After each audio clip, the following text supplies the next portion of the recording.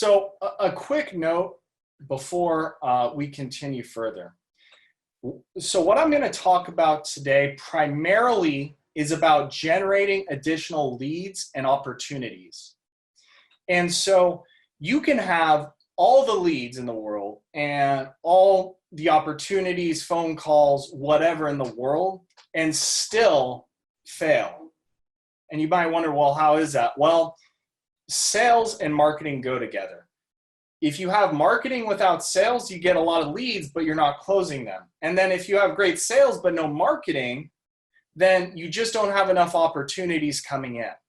And so what I'm really going to focus on today is the opportunities, the lead flow, driving more leads to your business, because that really, you can look at how many leads a business gets typically, and then really project how much they will grow that year. So if you look back at last year, and let's say you were at $1 million, and the year before, let's say you were at 900,000. Well, there's a very good chance that you had more leads in the year you hit $1 million. And so typically lead volume directly correlates with revenue booked. And so really what I want you to remember from this slide is this.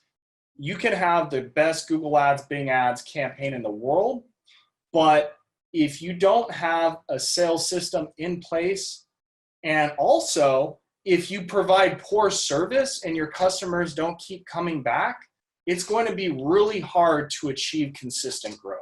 So those other things need to be in place as well. And I just wanted you guys to understand that. I'm guessing you already knew it, but I always like to mention it. So here's a question on everyone's minds, right? Why do most transportation companies stay small? And I've wondered this myself because I speak with a lot of businesses, and I have for the past 3.5 years. And I've always wondered, okay, what is it about some companies that scale quickly, 200, 300, then they're at $500,000, then they're at 750K. What is the difference between them and the companies that hit 150K and then maybe 160, then 170, and they really never end up scaling their business? Now, look, I'm not saying it's only one thing, but the most common reason for that is they do not have a customer acquisition system in place. That's really, I've found, that's the hardest thing for me. That was the hardest thing for me to develop. And it's really the hardest thing for most businesses to develop. They just need more leads, and they need to have a sales system in place to convert those leads into customers, right?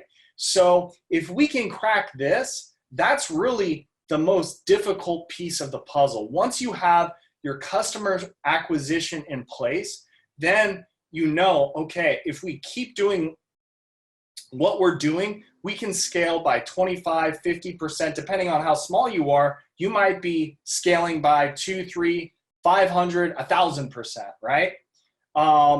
And the most important thing is that you do have that customer acquisition system in place, because without that, there's no chance to scale your business.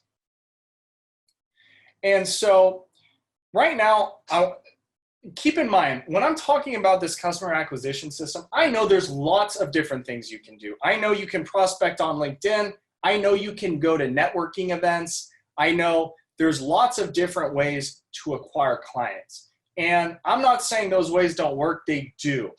Today, I want to talk about paid advertising with Google Ads and Bing Ads. So there's a couple of reasons it's my favorite client acquisition system. The reason I love Google and Bing Ads is this.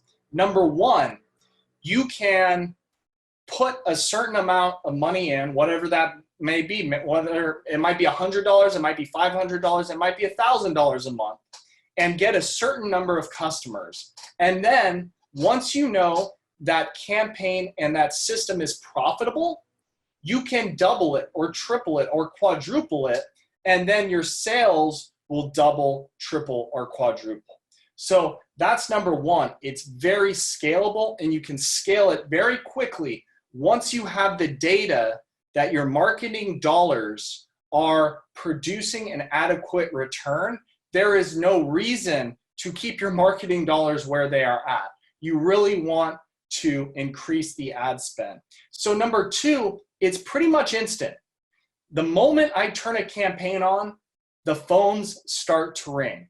Now with SEO, and I'm not knocking SEO, I think SEO is great, and I think every business should be doing it because it's a great long-term strategy. Think about SEO like compound interest, right? You're putting in $1 a day, and in that first 3 months, 6 months, year, you don't see a great return, but by year 3, 4, and 5, you are really happy that 3, 4, 5 years ago, you decided to start investing in SEO, because SEO does work. But the thing I don't love about it from an agency standpoint is it's very hard to tell my customers what kind of results they will be getting and when they will be getting those results. Now, paid traffic compared to like networking events and things like that, well, here's the thing. It's hard to scale networking events, right? Because there's only one of you. Whereas with paid advertising, once you have a campaign that's profitable, you can double, triple, quadruple. You can spend really a whole lot of money depending on what city you're in. And if you want to target the whole US, you can spend a ton of money.